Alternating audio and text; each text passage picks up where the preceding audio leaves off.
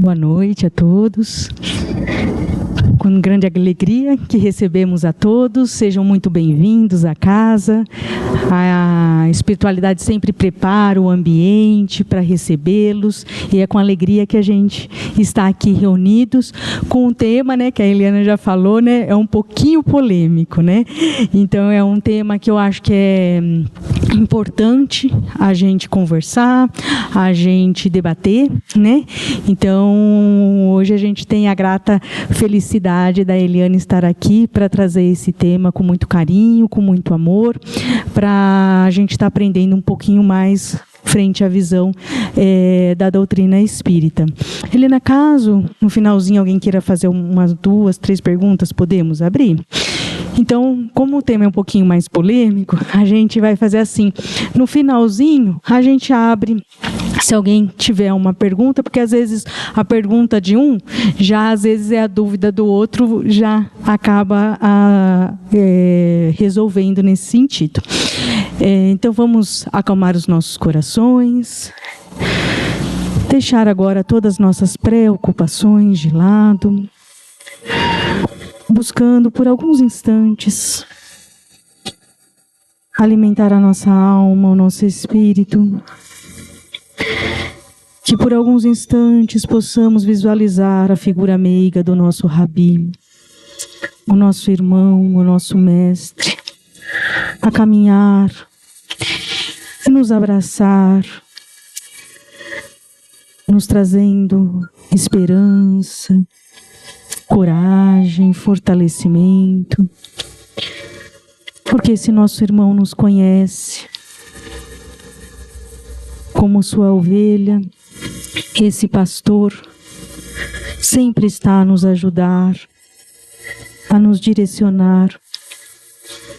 Basta que possamos segui-los com obediência, disciplina e coragem. E aproveitando desse ambiente de luz, de paz, agradecemos, Senhor, por estarmos reunidos em Seu nome e por sentirmos tão forte a Sua presença em nossos corações. Prepare Ele para que as sementes que sejam derramadas entrem no solo fértil dos nossos corações, para que nos momentos oportunos nós possamos transformar essas sementes em frutos para darmos ao nosso Senhor Jesus Cristo. Que assim seja. Helena, fica à vontade aqui.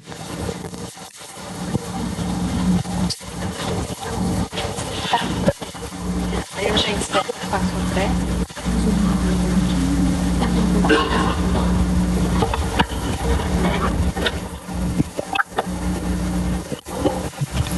Olá, boa noite, amigos. É uma alegria estar com vocês essa noite. Meu nome é Eliana, eu sou de Piratininga, aquela enorme cidade. E é uma alegria estar com vocês aqui em Jaú hoje. O tema de hoje está ligado ao seminário, né? O Seminário Atualidades da USE. E a gente vai falar um tema bastante complexo, digamos assim, mas necessário a gente falar. Que a gente vai falar sobre o aborto, sob a visão da ciência e do espiritismo. Então, assim, falar de aborto não é fácil, porque é um tema bastante doloroso, né? Mesmo quando a gente está falando do aborto espontâneo, que dirá do aborto causado. Mas a doutrina, ela tem as respostas, as orientações para todas as complexidades do mundo moderno, embora ela tenha sido conhecida, né, em 1857, ela ainda é atual.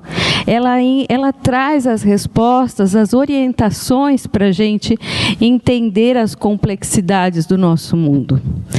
E como Kardec, como pedagogo, como uma pessoa que com muita racionalidade, a gente também tem que olhar esse tema com racionalidade.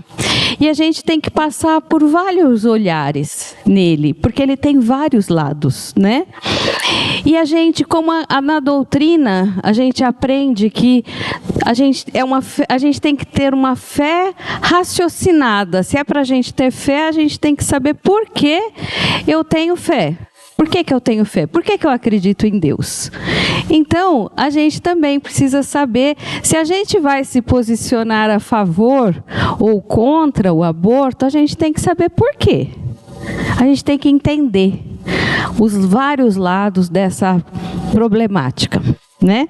E para a gente ver os vários lados, nós vamos passar pelo conceito, nós vamos passar por algumas questões históricas, um olhar de saúde pública, um olhar da legislação, para a gente entender também as questões legais. E aí nós vamos olhar como a doutrina enxerga esse tema.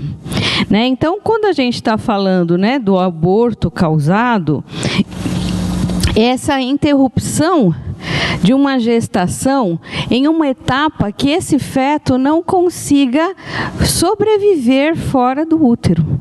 E principalmente quando ele é uma questão causada, né, deliberadamente. Ele é deliberadamente retirado do útero, né? Só que é uma conduta humana que vai trazer várias consequências, né? Consequências físicas, consequências psíquicas, consequências legais, consequências espirituais e consequências perispirituais também. E não só em relação à gestante que está realizando aquele aborto, mas a todos os envolvidos. Inclusive o pai. O pai também aborta. Não é só a mulher que está abortando. O pai também está abortando, né? E todos os envolvidos nessa situação vão ter comprometimentos também, como a gente vai entendendo aqui nos vários lados da questão do aborto. Bom, historicamente, começando pelo lado da história, na época de Sócrates, né, lembrando, Sócrates é muito antes ainda de Jesus, é um precursor ainda de Jesus, né? Então, na época de Sócrates, para os gregos, o aborto era realizado como um meio para controlar a população. Então, na Grécia daquela época, aconteciam abortos. Para Platão, ele também defendia que o aborto fosse realizado em mulheres acima de 40 anos, que engravidassem. Hoje, a mulher de 40 anos, ela ainda está inteirona, né? Mas a mulher de 40 anos daquela época, ela já estava bem envelhecida. E ele observava que a maioria dos bebês nascidos de mulheres já acima de 40 anos, nasciam com alguma deficiência física ou mental, com algum tipo de deficiência. Então, Platão defendia que as mulheres que engravidassem acima de 40 anos abortassem, justamente nesse sentido de evitar que nascesse uma criança com alguma deficiência. Veja a linha de raciocínio dele, né? Aristóteles, que também é um filósofo daquela época, ele também defendia o aborto. Ele falava que o aborto, para uma gestação com menos de 40 dias, no caso de menino, e menos de 90 dias, no caso de menina, não tinha problema, porque ainda não era humano. Não me pergunte como eles sabiam como era, quando era menina, quando era menino, naquela época, né? Mas veja que curioso, né? 40 dias para menino e 90 dias para menina, porque daí não, antes disso, então não tinha problema abortar, porque não era humano ainda, na cabeça deles. E era considerado um direito da mulher realizar o aborto. Então na Roma antiga, né, ou seja, na Roma, na época de Jesus, era permitido fazer aborto naquela época, né? Uma coisa interessante é que na Bíblia, nem no Velho, no Novo Testamento, no Novo Testamento não vai ter nenhuma menção em relação ao aborto. No Velho Testamento existe somente uma menção que está em Êxodo 21, 25, que vai falar assim, olha que passagem interessante. Se homens brigarem e acontecer que venham a ferir uma mulher grávida e ela abortar sem maiores danos, ou seja, se ela não morrer, estes serão passíveis de uma indenização imposta pelo marido, que pagarão diante do juiz. Então, se a mulher teve uma confusão, a mulher machucou a mulher que estava grávida, e ela abortou, o marido pode exigir uma indenização e quem causou a confusão vai ter que pagar diante do juiz. Mas só que ainda diz, mas se houver danos, urge dar vida por vida, olho por olho, dente por dente, queimadura por queimadura, golpe por golpe. Ou seja, a gente vê a lei do talião, né? A lei de talião aqui nessa passagem. E é o único momento que a gente vê alguma menção nesse sentido na Bíblia. Na Idade Média, aquele conceito lá de Aristóteles, que é antes de 40 dias para menino, 90 dias para mulher, se arrasta até a Idade Média, na verdade. Ainda não se compreendia bem o processo, né, do início da vida. Somente no século XVII, quando começam a ser inventados os microscópios, que daí eles começam a ciência começa a estudar os processos, né, de fecundação, tudo, que daí eles começam a entender um pouco do início da vida, né? Então, a partir do século XVII, começam os microscópios e, a partir do século XVIII, começam a ter legislações relacionadas a isso. Então, veja que a ciência influenciando, né, a parte legal. Em 1869, a Igreja decreta a excomunhão pela prática do aborto em qualquer circunstância. Então, ela decretou a excomunhão nessas situações. Então, veja como a gente vai tendo aí vários olhares, né? Em termos de saúde pública, os números, infelizmente, são bem grandes. Quando são realizados anualmente 56 milhões de abortos por ano. É isso mesmo, 56 milhões, vocês escutaram direito. Em relação ao mundo, 60% do mundo o aborto é legalizado. Em 40% do mundo, dos países do mundo, não. Mas a gente vai entender um pouco melhor como é isso, né? E acabam gerando, né, em torno de 47 mil mortes de mulheres por ano. E 5 milhões de internações por ano, porque muitas delas acabam, principalmente as que estão em países onde é ilegal, acabam precisando ser hospitalizadas devido às consequências, né, da forma como tenha sido realizado. Então, geram muitas hospitalizações também. E uma coisa muito interessante que eu fui descobrir ao pesquisar sobre esse assunto, que muitas vezes a gente tem certos mitos que às vezes a gente fala assim, nossa, se liberar o aborto, vai triplicar o negócio, vai ter muito, muito mais.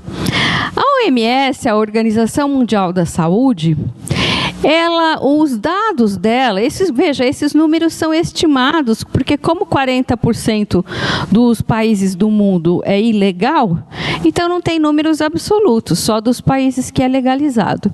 Mas nas estimativas deles, eles mostram que os números entre países legalizados e ilegais são muito parecidos em proporção à população. Então, em termos de saúde pública, a OMS defende a legalização para evitar as mortes de mulheres. Porque, bom, o que eles pensam? Bom, já que os números são os mesmos, né, de crianças que vão ser abortadas, a legislação salvaria a vida das mães que acabam morrendo nessas situações, né, dos abortos ilegais, né? No Brasil, os números também são bastante consideráveis. Há uma estimativa de que sejam realizados no Brasil anualmente de 1 milhão a 1,5 milhão de abortos. Como eu disse, como é ilegal no Brasil, é uma estimativa, mas os órgãos de saúde estimam que esses são os números do nosso país. A metade dos abortos realizados são de jovens com menos de 19 anos. A maioria são mulheres jovens que realizam esses abortos. Acontecem em torno de 400 mil hospitalizações no Brasil por ano, por conta de aborto. E é a quarta causa de morte entre as mulheres também, no Brasil, o aborto. No Brasil, são realizados em torno de 2.500 abortos legalmente falando. Porque no Brasil ele é proibido, mas há algumas situações em que ele é permitido. No caso de estupro, no caso de formação de anencéfalos. Então, há algumas situações que a gente vai falar um pouco mais da legislação brasileira. Só que uma coisa interessante que eu descobri é que somente no Brasil, somente 3,68% dos hospitais, dos municípios, 3,68% dos municípios do nosso país tem serviço médico apto a realizar um aborto legalmente. Então, por exemplo, eu não consegui descobrir no interior de São Paulo quais seriam, mas possivelmente uma jovem de Jaú que tenha alguma situação que ela tenha autorização judicial para realizar o aborto, possivelmente ela tenha que ir a São Paulo para realizar o aborto. E não aqui em Jaú, porque são bem poucos hospitais que têm essa autorização legal para realizar o aborto judicial, né? Então, vão vendo assim quantas complexidades tem envolvidas, né? No Brasil, o perfil das mulheres que abortam, como eu disse, que mais da metade são mulheres com menos de 19 anos, a maioria delas são negras, com baixa escolaridade, há um grande número, um grande número delas que são jovens de 14, 15 anos, ou seja, adolescentes. A maioria está nas regiões norte, nordeste, centro-oeste. E a maioria delas não tem companheiro, ou seja, estão vivenciando essa gravidez e a decisão por um aborto solitariamente. Né? Então, muitas vezes é aquele aborto feito pelo desespero da situação. Né? E tem umas outras pesquisas que, na área da saúde, na área de psicologia, tem um médico chamado Julius Forgen, que ele escreveu um livro que, a partir de uma entrevista que ele deu para o Washington Post lá dos Estados Unidos, que a tradução seria a real angústia do aborto. Então veja que esse Dr. Julius Forgen, ele é um psicólogo, mas ele tem várias formações, e ele é obstetra também, ou seja, ele está totalmente voltado profissionalmente para essa área.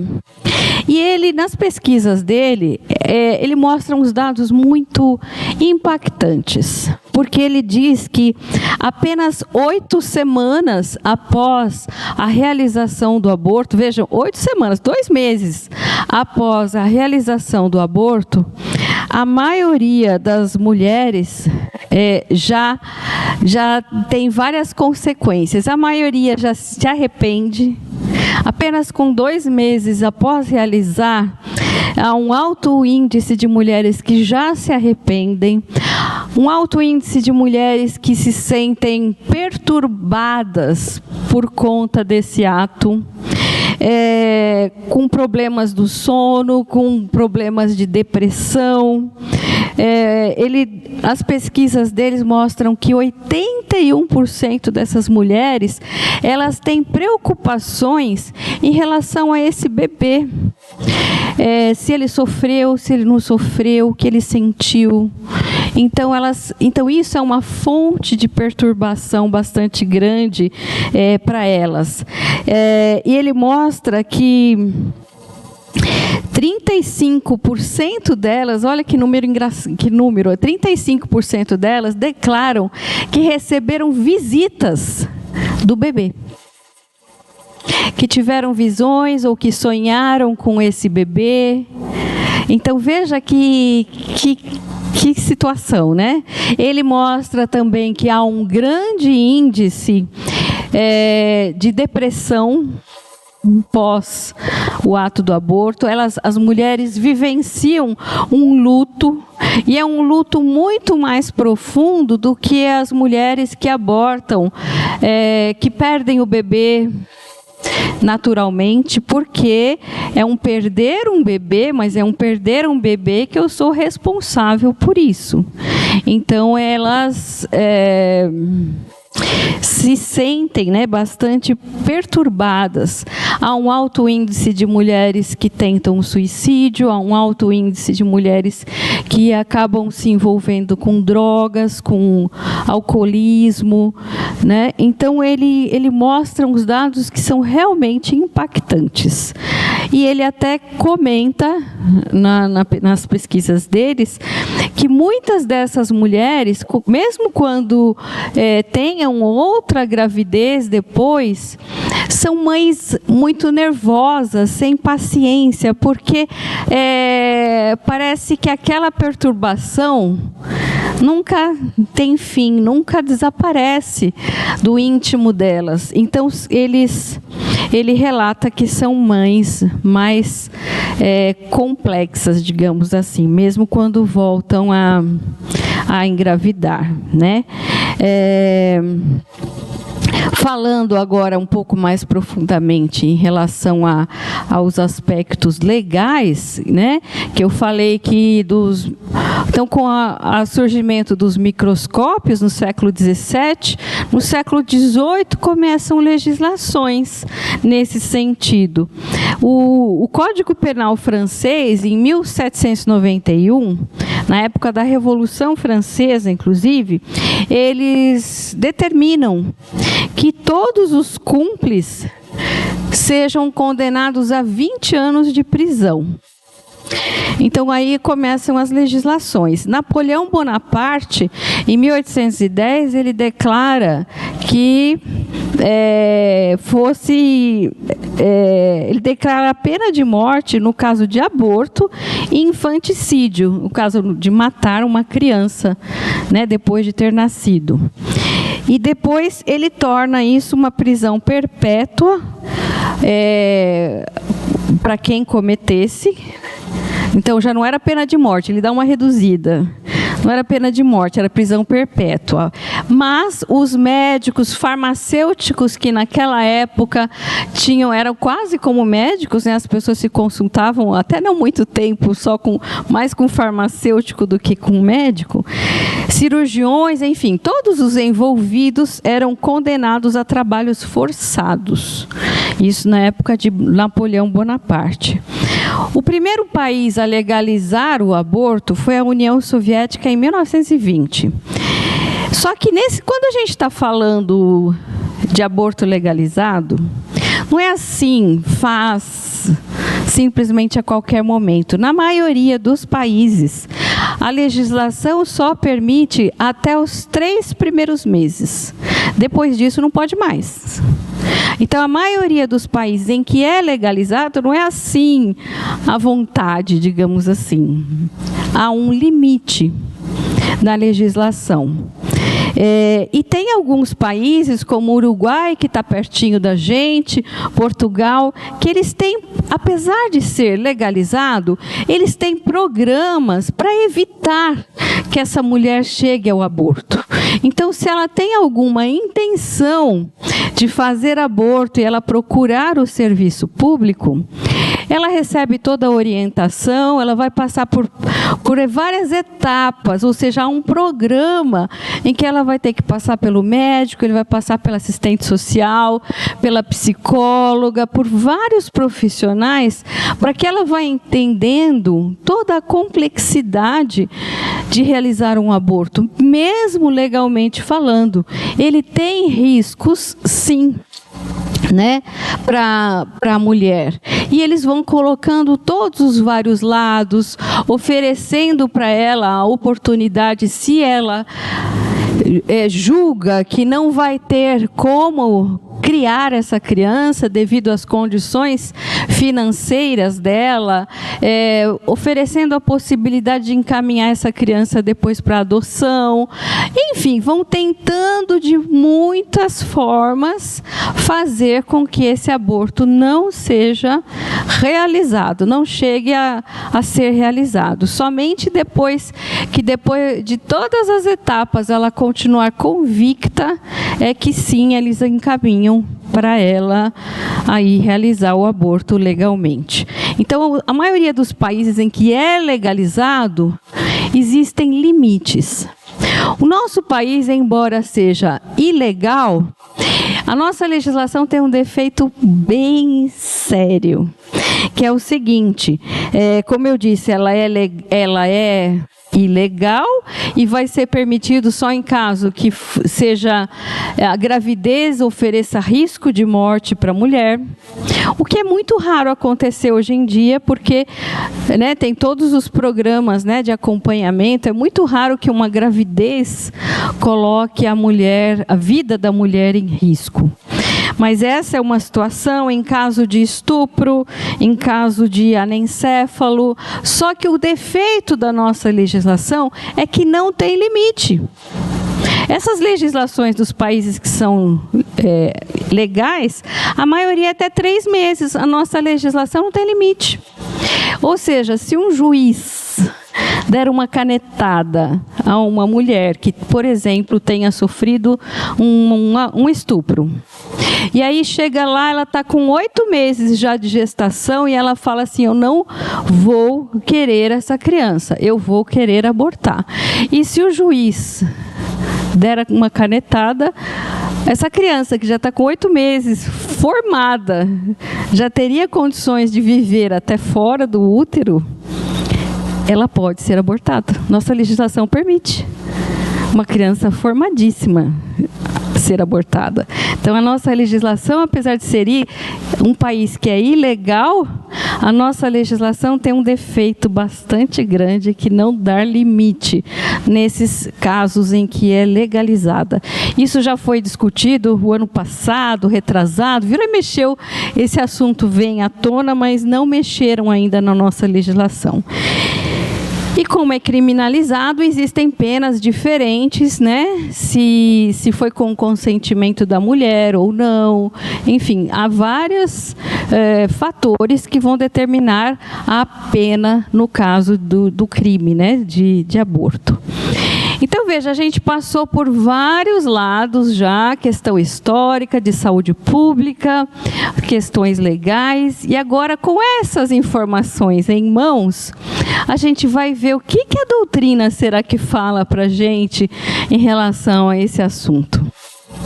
Então, vamos ver o que a doutrina fala.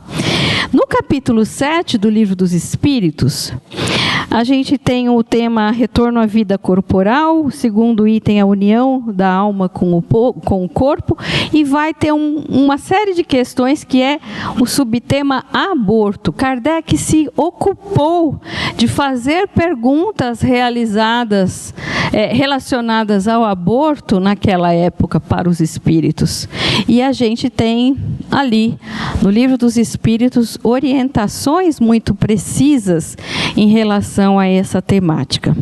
A começar, a questão, ele pergunta na 344 o seguinte: em que momento a alma se une ao corpo? É uma pergunta bastante conhecida, né? As pessoas que já estão na doutrina há um tempo já sabem que os espíritos responderam a Kardec que a alma, o espírito se une ao corpo no momento da concepção, mas que essa ligação vai se completando à medida que vai avançando a gestação. Então, à medida que essa gestação vai avançando, a vinculação entre esse corpo em formação, né, entre esse bebê e esse espírito reencarnante, vai se tornando cada vez maior. E ela se completa no momento do nascimento. Então, Kardec os espíritos já dão essa resposta bem esclarecedora nessa questão. E ele vai perguntando mais abaixo um pouco, na 357, especificamente aos espíritos, que consequências tem para o espírito o aborto. Veja que ele foi muito objetivo na sua pergunta. E eles respondem que é uma existência nulificada e que ele terá que recomeçar. Então, a gente sabe pelos estudos da doutrina que há toda uma preparação reencarnatória para todos nós antes de reencarnar.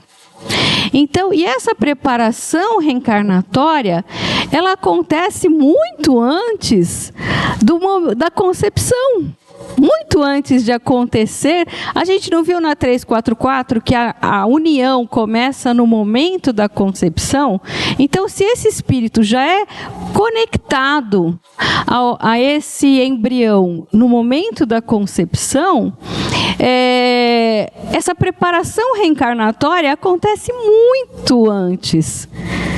E aí, o que os espíritos estão respondendo a Kardec nessa questão é que quando acontece o aborto, toda essa preparação é perdida. Toda essa preparação é perdida. E ainda que esse espírito, depois, venha a reencarnar nessa mesma família ou em outra família, ele vai ter que recomeçar todo o processo de preparação reencarnatória dele. Então, tudo aquilo, pensa aquela coisa, né? Se você fala assim, olha, a gente vai viajar mês que vem, aí você já começa a imaginar o que vai acontecer, o que você vai fazer, deixa de fazer. Então, pensa que esse espírito está planejando a vida dele, a próxima vida dele na Terra. Planejando 1000 coisas para a próxima encarnação. E aí, isso é interrompido e todo esse planejamento reencarnatório vai ter que ser recomeçado posteriormente. Na 358, na pergunta seguinte, logo após fazer essa pergunta bem objetiva aos espíritos, Kardec ainda fala assim: constitui crime a provocação do aborto em qualquer período da gestação? Veja que ele vai sendo sempre, como Kardec é um ótimo perguntador, né? Ele vai fazendo perguntas bem objetivas aos espíritos. E eles respondem que há crime sempre que transgredis a lei de Deus. Uma mãe, ou quem quer que seja, olha lá, quem quer que seja, não só a mãe, cometerá um crime sempre que tirar a vida a uma criança antes do seu nascimento. Por isso que impede uma alma de passar pelas provas a que serviria de instrumento o corpo que se estava formando. Veja, essa questão do aborto, de ser contra o aborto, de ser a favor da vida, é um ponto de concordância entre as religiões. O católico é contra o aborto também, os evangélicos também. Então, há vários segmentos religiosos que se posicionam contra o aborto. E com o argumento de preservação da vida. Só que no nosso caso, dos espíritas, digamos que, usando uma expressão popular, o buraco é mais embaixo. Porque ao realizar o aborto, a gente não se está só interrompendo uma vida. A gente está impedindo que aquele espírito tenha uma outra etapa na sua evolução reencarnatória. Como ele diz aqui, ou seja, você está impedindo aquele espírito de dar um passo a mais na sua trajetória evolutiva. Então, vai além de só impedir aquela vida de nascer. O entendimento da doutrina espírita vai além, mostrando que a gente está impedindo, nesse momento, que esse espírito avance um pouquinho na sua reencarnação, porque ele perdeu todo aquele planejamento reencarnatório que estava sendo feito para ele. Então, veja quantas complexidades estão envolvidas. Na pergunta seguinte, ele ainda fala assim: dado o caso do nascimento de uma criança pusesse em perigo a vida da mãe, haverá crime em sacrificar-se a primeira para salvar a segunda? Lembra que na nossa legislação, uma das hipóteses de um aborto legal é, no caso da gravidez, colocar a vida da mãe em risco. Nossa legislação permite. E Kardec pergunta exatamente nesse sentido: se essa gravidez estiver colocando a vida da mãe em perigo, é crime realizar o aborto? E os espíritos respondem que, neste caso, é preferível salvar a vida daquele ser que já existe, ou seja, da mãe, e preterir a vida do ser que ainda não nasceu. Só que, como eu disse, hoje é difícil a gente ouvir falar de situações que realmente uma gravidez coloque a vida da mãe em risco. Até porque hoje a gente tem a medicina fetal, que faz cirurgia em criança que está dentro do útero, cirurgia de coração de uma criança no útero da mãe ainda. Então, com esses avanços hoje da medicina, é muito raro uma situação dessa, em que uma gravidez coloque a vida da mãe em risco. E na doutrina espírita vão tendo também outros textos, outras referências, que vão falando das situações de aborto. Romances psicografados, que também trazem histórias relacionadas a essa temática.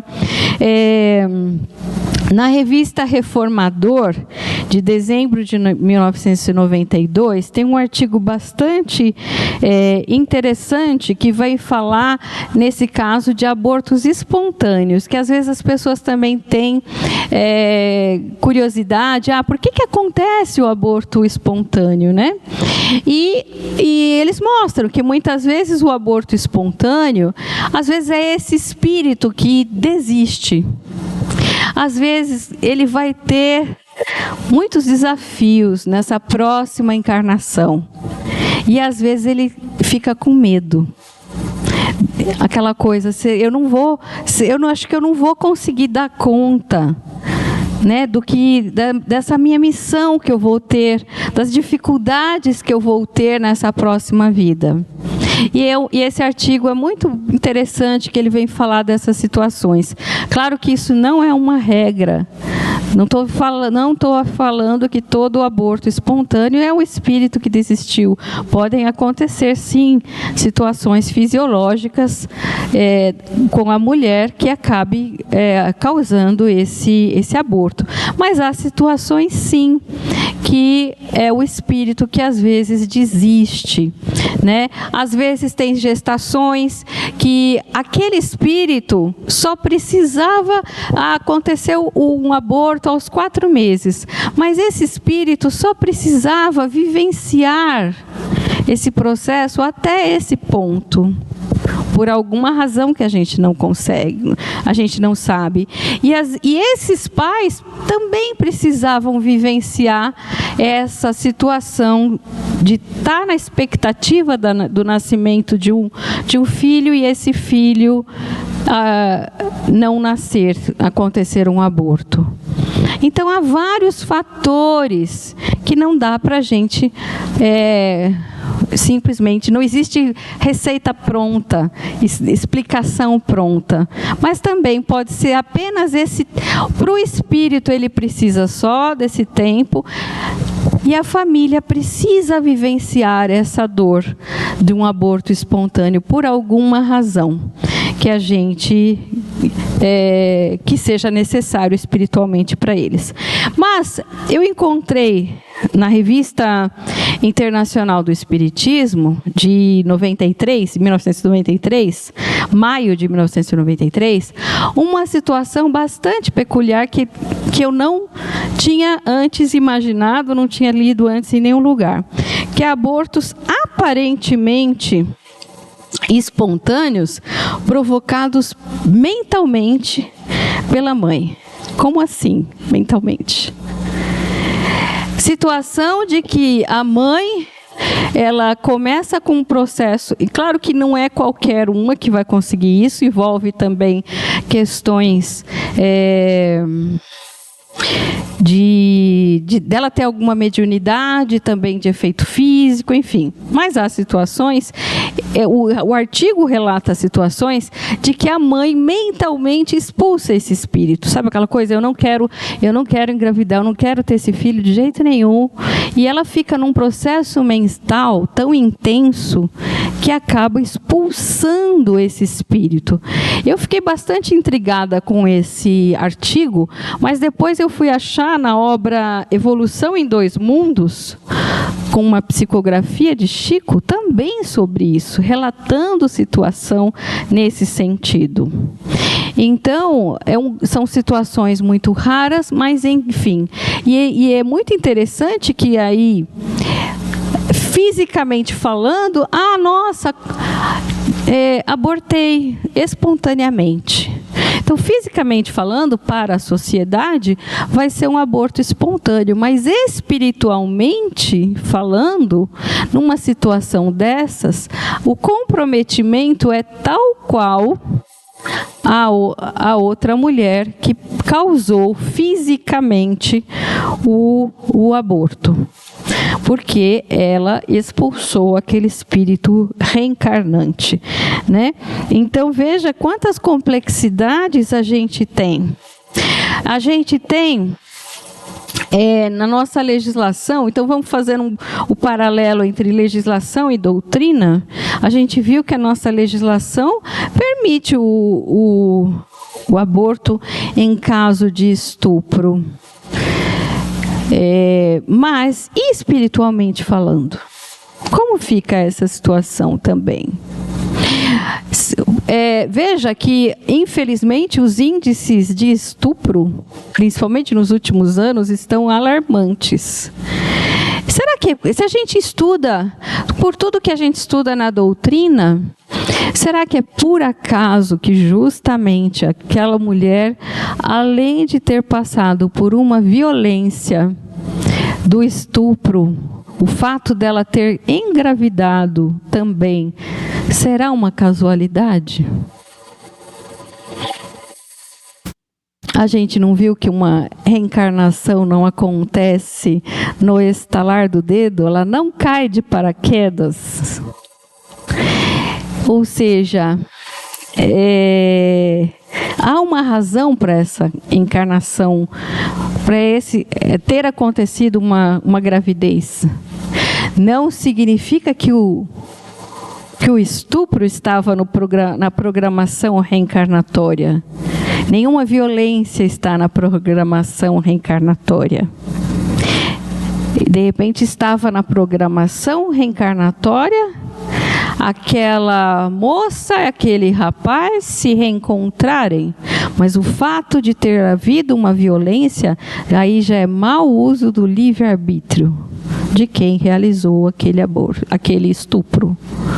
Então, porque se a gente falar, não dá para hoje em dia, com tudo que a gente já estuda a doutrina, falar assim, não, certamente se ela sofreu um aborto, é porque ela deve ter feito alguma coisa assim na vida passada. Que é isso? A gente estaria pensando na lei de Talião de novo, olho por olho, dente por dente. Fez um aborto, cometeu um estupro na vida passada, nessa vida vai sofrer um estupro? A gente está pensando olho por olho, dente por dente. E violência não entra na programação reencarnatória de ninguém. Deus não programa violência. Violência existe pela nossa questão moral, as nossas falhas morais, o nosso mau uso do livre-arbítrio. Então, vejam quanta complexidade que a gente tem aí, espiritualmente falando, em relação a essa questão. Também, já me perguntaram em relação à fertilização in vitro. Não tem aqueles casos de casais que às vezes têm dificuldade para engravidar e recorrem à fertilização in vitro, porque não estão conseguindo engravidar. E aí os médicos pegam e fazem vários embriões para ir fazendo as tentativas. Então, vamos pegar uma situação, exemplo, né, que o médico tenha feito lá 5 embriões para tentar ver se a gravidez dava certo. De repente, implanta o primeiro embrião, não dá certo. Implanta o segundo, não deu certo de novo. Implanta o terceiro, deu certo, a gravidez foi em frente, aquela mulher teve o bebê e tal. E aí as pessoas falam assim, e aqueles outros 2 embriões que também foram feitos? E aí? Se esses embriões forem jogados no lixo, porque a família só queria ter um bebê, isso foi um aborto? A gente não viu naquela outra questão que o espírito se une ao corpo, né, já no momento da concepção, ou seja, no momento, né, da fertilização ali, daquele óvulo? Então, veja só, está conflitando? Não, não está conflitando. A gente nos viu que nas programações reencarnatórias, tudo é muito programado antes. Será que a espiritualidade não sabia qual daqueles 5 óvulos, na minha situação, exemplo aqui, qual que ia dar certo? A espiritualidade colocou espírito nesses 5 óvulos? Não. A espiritualidade já sabe muito antes da gente o que ia dar certo ou não ali. né? Então, não são ligados espíritos nesses outros óvulos, né? E quem vai falar sobre isso é a Associação Médico Espírita, né? Que traz bastante esclarecimento nesse sentido, né? E, finalizando, no livro Evolução em Dois Mundos, ele vem falar da seguinte questão: e se tem uma mulher que já cometeu esse ato? E ele pergunta o seguinte: e para quem, por desventura qualquer, já tenha praticado essa conduta inadequada? E a resposta é muito linda. Eles falam assim, eles perguntam assim: para melhorar a própria situação, o que deve fazer a mulher que se reconhece na atualidade com dívidas no aborto provocado, antecipando-se desde agora no trabalho de sua própria melhoria moral, antes que a próxima existência lhe imponha aflições regenerativas? E a resposta é o seguinte: sabemos que é possível renovar o destino todos os dias. A gente sabe pelo livro O Céu e o Inferno, né, que vai falar das penas futuras, todo o processo de qualquer erro, de qualquer falha que a gente cometa, né, a gente tem que passar pelo processo do arrependimento, o processo da expiação e o processo da reparação dos nossos erros. A gente viu, até nas pesquisas daquele psicólogo, que a maioria das mulheres, com muito pouco tempo, já se arrependem do ato, já carregam essa culpa desde muito cedo após realizar esse ato. Elas já começam um processo de expiação ainda nessa vida, porque sofrem já pelo ato cometido. Mas a gente sabe que precisamos ainda passar realmente pelos processos de reparação de toda e qualquer falha que a gente tenha cometido. E eles recomendam o seguinte, essa é uma mensagem do livro, como eu falei, Evolução em Dois Mundos, que ele fala assim: quem ontem abandonou os próprios filhos, pode hoje afeiçoar-se dos filhos alheios, necessitados de carinho e abnegação. O próprio Evangelho do Senhor, na palavra do apóstolo Pedro, adverte-nos quanto à necessidade de cultivarmos ardente caridade, uns para com os outros, porque a caridade cobre multidão de pecados, dos nossos males, ele fala, na verdade. Então, que a gente seja principalmente caridoso, amoroso, acolhedor com alguém que tenha cometido algum ato desse tipo, porque essa pessoa precisa de acolhimento. Não tem como a gente mudar o que já aconteceu. Então vamos fortalecer essa pessoa, ajudá-la, porque a vida dela não é fácil. Ela sofre muito. E essa palestra também tem um intuito de que vocês, com todas essas informações que a gente foi passando, da história da saúde pública, legal, das questões doutrinárias, vocês agora também estão capacitados a orientar alguém que você conheça, que esteja passando por um dilema desses, pensando em realizar um aborto. Vocês já estão treinados. Vocês já fazem parte já de um serviço da espiritualidade para evitar que essas situações aconteçam. Então, a gente agradece a oportunidade de estar aqui falando desse tema, que não é fácil falar desse tema, é um tema bastante dolorido, mas que a gente precisa conhecer, a gente precisa pensar sobre isso. E, como eu disse, o posicionamento é um posicionamento que entra, inclusive, no nosso livre-arbítrio. É o seu livre-arbítrio escolher se é a favor ou não, se é a favor ou não da pena de morte, de qualquer coisa. É diferente de outros temas que o palestrante vem aqui falar do Evangelho. Esse tema entra no seu livre-arbítrio, se você é a favor ou contra. Então, pensem, processem tudo isso, porque é muita informação, né? E olhem sob a luz da doutrina. sobre esse tema. Eu agradeço a oportunidade de estar aqui. Se tiverem alguma pergunta, eu também vou ficar um tempinho ali atrás. Eu trouxe os livros do seminário, né? E fico à vontade para vocês. Alguém gostaria de fazer alguma pergunta?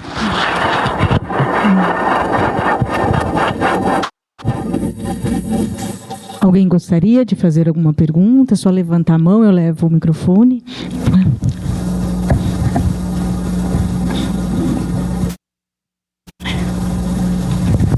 Boa noite. Boa noite.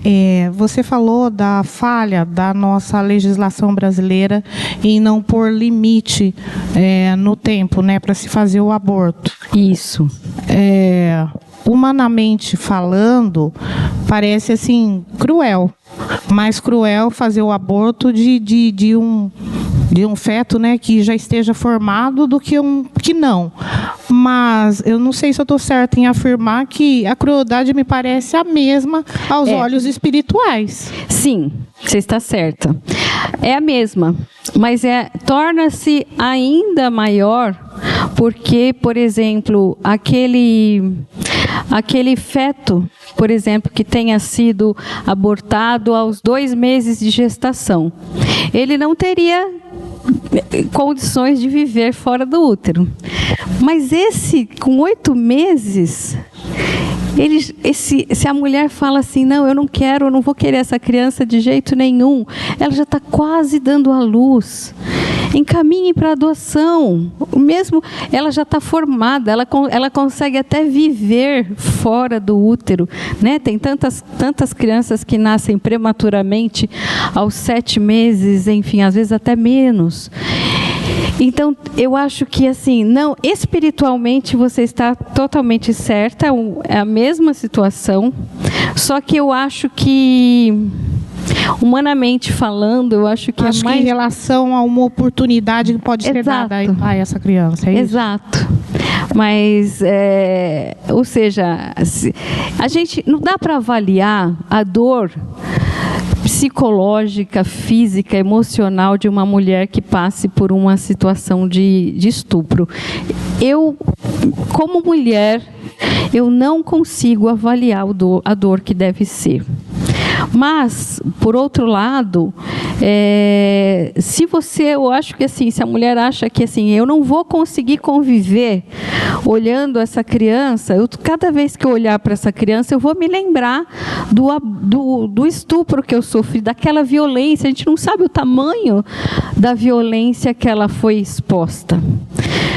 Mas, se humanamente não se vê em condições de criar essa criança, de repente tem essa criança, encaminhe para a adoção, ou de repente outra família vai ser muito feliz com aquela criança, né? Então, você acha que essa correção na legislação brasileira daria mais uma oportunidade para essa criança? A nossa legislação, ou seja, apesar de ser um país em que é proibido, ela é muito falha, ela tem várias falhas. E precisaríamos, mesmo tendo uma legislação que proíbe, para esses casos que a legislação ainda permite, eu acho que precisaríamos ter um programa, como esses outros países também, para mesmo assim ver que ajuda que essa mulher precisa para evitar ainda, né? Então, muito é bem complexo. Obrigada. Mais alguém gostaria de fazer alguma pergunta? Tem alguma dúvida? Ali. Eu posso perguntar sobre a pílula do dia seguinte. Veja, como ela está falando, né? A mulher... Se aconteceu... Porque, assim, a pílula do dia seguinte... A pessoa, por exemplo, tem uma relação sexual insegura... ou até um estupro, e ela fala assim, bom, eu vou tomar a pílula do dia seguinte, vai que aconteceu uma fecundação, eu estava no meu período fértil, vai que aconteceu. Então, veja, se esse Se não aconteceu a concepção, ok, ela só tomou um comprimido. Mas se aconteceu, ela está expulsando também esse embriãozinho, que tem um dia. Mas a gente viu que a conexão é feita exatamente no momento da fecundação. Então, esse espírito pode ter sido conectado ontem a esse feto, a esse embriãozinho. Então pode, se houve uma fecundação, pode já tá expulsando esse embriãozinho e esse espírito, né? O que mais? Mais alguém? Temos abertura para mais uma pergunta. Alguém gostaria? Tem alguma dúvida? Não? De qualquer forma, eu ainda vou ficar um tempinho lá atrás, né? E se alguém ainda quiser perguntar alguma coisa, às vezes a pessoa fica um pouco acanhada, é um tema bastante profundo, complexo. Eu fico à vontade ainda para a gente conversar, se alguém quiser, tá bom? Então, eu vou fazer a prece, né, de encerramento, agradecendo a oportunidade de estarmos aqui essa noite, a oportunidade que a doutrina nos traz de sempre refletirmos sobre as problemáticas morais que enfrentamos na nossa vida reencarnatória. Nós rogamos Jesus que nesse momento, principalmente, todas as mães em dificuldades recebam as nossas vibrações de amor, de fortalecimento, para que não cheguem a realizar o aborto. Que o amor de Jesus possa envolver todas essas mães em dificuldade. Rogamos, Jesus, o amparo para o nosso planeta, que sempre tem tantas dificuldades, tantos sofrimentos, esses lugares com guerras. Que o amor de Jesus possa trazer a pacificação, que o nosso país também receba as bênçãos da espiritualidade. Vibramos pelos nossos lares, os nossos familiares que lá ficaram. Que essa vibração gostosa que estamos sentindo chegue aos nossos lares.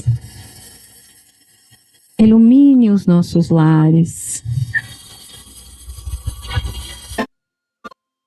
Que nós também possamos receber todo o amparo e proteção que a espiritualidade nos oferta nesse momento.